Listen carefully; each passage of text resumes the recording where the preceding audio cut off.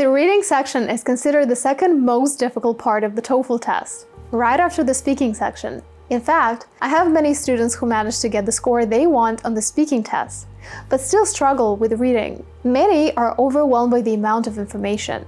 You have to read 2 long passages and answer 10 questions after each, along with the advanced vocabulary. TOEFL reading passages often cover topics such as geology, biology, art, literature, and anthropology. Then, of course, there is the time factor. You only have 35 minutes for the entire section, which is not much. At the moment, about 70% of my one-on-one students come to me specifically looking to improve their reading scores. So today, I'm going to give you 10 essential tips to help you boost your reading score. If you're new to the TOEFL test, you can start by watching this video, where I share the most important tips for beginners working on the reading section. The tips I'm going to cover today are more in-depth and are aimed at students who've been struggling with their reading scores for a while. Let's get started! Tip number 1. Improve your reading speed. One of the most important skills for the TOEFL reading section is the ability to read quickly, while still understanding the content. You won't have time to read each passage in detail, so focus on improving your reading speed without losing comprehension. You can take a free speed reading test on the Outread website. Simply click the Start button, read the text, and then click the Done Reading button. You'll then be asked to answer some comprehension questions about the text. When you're done, you'll see your reading speed and comprehension rate. To improve your reading speed, use the Read Speeder, which is a free speed reading course. It has a combination of quick exercises that can really help you increase your reading speed. Also, just reading a lot really helps. If you have to read 200 pages a day for your university assignments, you'll develop speed reading really fast. I know many students who've developed their reading speed by devouring their favorite books every day. Tip number 2. Attempt every question. Don't skip questions without at least trying to answer them. Even if you are unsure, try to eliminate the wrong options and make an educated guess. The TOEFL doesn't penalize you for incorrect answers, so there is no harm in guessing. You should also keep in mind that the questions on the TOEFL are always presented in a specific order. This order makes it easier for you to answer each question. There is a little life hack that I always like to teach my students. If you have 2 questions for the same paragraph, the first question usually refers to the first part of the paragraph, while the second question refers to the second part of the paragraph. So knowing which part of the paragraph you used to answer the first question will always help you figure out where to look for the answer to the next question. For example, let's take a look at this question. It's a factual information question. To answer it, you need to read the first 2 sentences of the paragraph. Then comes the negative factual information question, which also refers to the same paragraph. That means that I will most likely not need the information from the first 2 sentences and should focus on the part that starts with "in the 15th century." Also, the information you get from answering some questions can be really useful in the questions that come next. For example, let's say I answered the inference question about the Venetian Council's decision to use round ships. To answer this question, I'll need to read the entire paragraph and focus on the main ideas. However, the next question is a factual information question based on the same paragraph, so I don't need to read it again. I can find the right answer quickly because I know the text well. Tip number 3. Watch out for extreme or absolute words. Extreme or absolute words such as only, always, never, none, nobody, or all can be red flags in answer choices. Such words make the statement very rigid, and in most cases, answers containing such words will be incorrect. So whenever you see them, be careful because they may not fit with the nuanced information in the passage. For example, let's look at this negative factual information question. It refers to 2 paragraphs, which means you always have to find some information in one paragraph and some in the other. I also see that one of the answer choices contains the word only, which makes me think that's probably the right answer. Remember, for this type of question, you should find the answer that's not mentioned. But let's test this theory. How do we approach this question? A student without too much TOEFL reading experience might start by reading both paragraphs. Or they might panic and go back and forth between the options and the text. You can pause the video now and try to answer this question yourself first. The thing is, the previous question addressed the first part of the paragraph, up to the words, "as the costs of shipbuilding rose." Now, we just discussed this situation in tip number 2. This means that the second question for the same paragraph covers the part I haven't read yet, which is just the last sentence. So I'll read it first. After reading it, I can immediately eliminate option B. Then, as I'm reading the next paragraph, I learned that the standards and traditions were running down. Also, work was stretched out and done poorly. This means that I can also eliminate options A and C, because I'm looking for the information that is not mentioned in the text. Option D is the only one left. The text mentions merchants, but we don't know if only a few of them were involved. Tip number 4. Learn synonyms and paraphrases. The TOEFL test often uses synonyms and paraphrases in questions and answers to test your understanding of vocabulary and ideas. For example, if a passage uses the verb to increase, the answer might include the phrase to go up. Along with synonyms, TOEFL also likes to use paraphrases. While synonyms focus on replacing individual words, paraphrases rewrite entire sentences or ideas. My advice is to make it a habit to learn the different ways an idea can be expressed. This will help you recognize the meaning even when different words are used. 2 good exercises to build your vocabulary in this respect are: 1. Create lines of synonyms. For example, let's take the verb to increase. You can find such synonyms as go up, rise, expand, boost, grow, escalate, surge, enhance, amplify, heighten, elevate, augment, intensify, skyrocket, and more. And yes, not all of them are exact synonyms of the verb increase. For example, to skyrocket means to increase very rapidly or steeply. But trust me, it's a good enough synonym for the TOEFL reading section. 2. Take pieces of academic texts and try to paraphrase them. Think about how you can express the same ideas in your own words, using synonyms and different paraphrasing techniques. For example, you can use a different word form.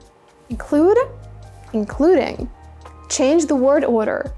Change the active voice to the passive voice, and vice versa, and so on. This is a great exercise. If you do it for at least 3 or 4 minutes every day, paraphrasing on the TOEFL will quickly become a piece of cake. Tip number 5. Extract important information and skip extra details. For questions like inference, it's important to focus on the critical information and not get distracted by unnecessary details. For example, when you see information enclosed in commas or parentheses, it's often supplementary and not critical to the main idea. Train yourself to quickly identify what is important in the text, especially for questions that require you to draw conclusions from the information provided. Let's look at the inference question we just discussed. To answer this question, I'll need to quickly go through the paragraph, focusing only on the main ideas. For example, I can see that the Venetian Council finally allowed round ships to enter the trade. This reduced transport costs. As a result, the prices of spices came to equal those transported by Portuguese vessels. There is a typo in the word Portuguese here, by the way. The increase in quantity drove the price far down. And gradually, Venice's role decayed and it lost its monopoly. So the correct answer is B. Ultimately, it did not restore the superiority in the spice trade that Venice had enjoyed earlier. As you can see, I'm focusing only on the main ideas of this paragraph, ignoring the extra details. Tip number 6. Write down the main idea of each paragraph. As you move from question to question, write a brief summary of the main idea of each paragraph. Don't write a lot. A few words will suffice. For example, you've answered the first 2 questions for the same paragraph, and you see that the third question is about the next paragraph. Before you get to it, write down, for example, 1. Ways to find row words. This strategy helps you to stay focused and track the passage's structure. It will also make it much easier to answer the final prose summary question. Also, by having a clear sense of what each paragraph is about, you can quickly refer back to the passage when needed. Tip number 7, understand signal words. Signal words such as however, in contrast, for example, and therefore show the relationship between ideas in the text. These words act as guides to help you follow the author's reasoning and organization. Paying attention to these words will make it easier to understand the flow of the passage and to answer questions about the structure and purpose of different parts of the text. These words are especially helpful for insert text questions, rhetorical purpose questions, and sentence simplification questions. Tip number 8. Work on prose summary questions independently. The prose summary question is one of the most challenging questions. It's the last question for each passage, and students usually spend a lot of time on it. This question asks you to summarize the text you've read in 3 sentences. Each sentence should convey the main idea of the text. I often see people who spend 5, 6, or even 7 minutes on this type of question and still cannot find the right answers.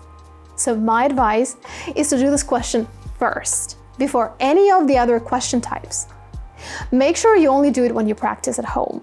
On test day, do this question last as expected. This strategy will allow you to really excel at eliminating the wrong options and choosing the right ones. What I notice is that most students rely too much on the text. Well, the best strategy for this type of question is to learn to choose the right answers without reading the text at all.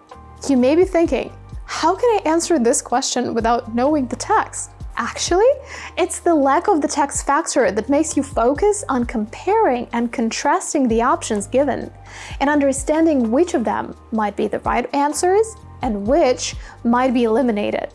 If you do 10 to 15 questions without reading the text, answering the same question with a good knowledge of the text becomes a piece of cake. I do this a lot with my students, and most of them are skeptical at first. But after a few questions, they start answering correctly and much faster. So trust me, this is an effective strategy.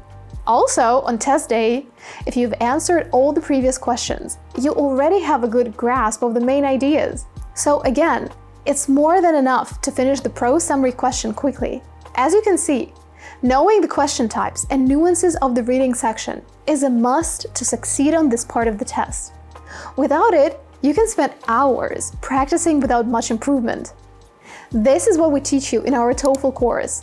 We go over the question types in detail, discuss the strategies, and analyze a complete reading section together so that you learn to apply these strategies on the real TOEFL test. This will help you feel confident on test day and get the score you need. You'll also get access to high-scoring templates for your speaking and writing responses, key vocabulary for all parts of the test, and tips and tricks to improve your timing during the test. The link to the course is below. If you need help with your TOEFL preparation, click on it and join our TOEFL community. Tip number 9. Read the questions carefully. This may sound basic, but it's important to read the questions carefully and try to simplify them. The TOEFL reading section includes a variety of question formats, and most of them require you to have a good understanding of what you're looking for in the text. For example, for insert text questions, read the statement carefully before placing it in the correct part of the paragraph. For factual information questions, read the question and rephrase it in your own words. For example, in this question, according to paragraph 2, which of the following contributed to the decline of Venetian shipping? You need to find out why there was a decline in Venetian shipping. For negative factual information questions, always remember to find the statement that isn't true based on the text. Many students get so excited that they find the option given in the text and mark it as the correct answer, which is a mistake. Knowing exactly what the question is asking will prevent you from wasting time on unnecessary details or misinterpreting the questions. Finally, tip number 10. Always eliminate 2 incorrect options first, even if the question seems challenging. Start by crossing out 2 options that are definitely wrong. The TOEFL is not very challenging. In fact, you'll always have two options that are 100% wrong. When you eliminate them, you're choosing between the remaining two options, which means your chances of picking the right one increase. By following these 10 tips, you'll build stronger reading strategies and be better prepared for the TOEFL reading section. As you've seen, it all comes down to practice, consistency, and learning how to manage your time effectively during the test. If you found this video helpful, be sure to like, subscribe, and click the bell icon for more TOEFL tips and tricks. And remember, scoring 100 plus on the TOEFL isn't rocket science. It's the little things you do that make all the difference. As always, I wish you a stellar TOEFL score. See you next time. Bye-bye.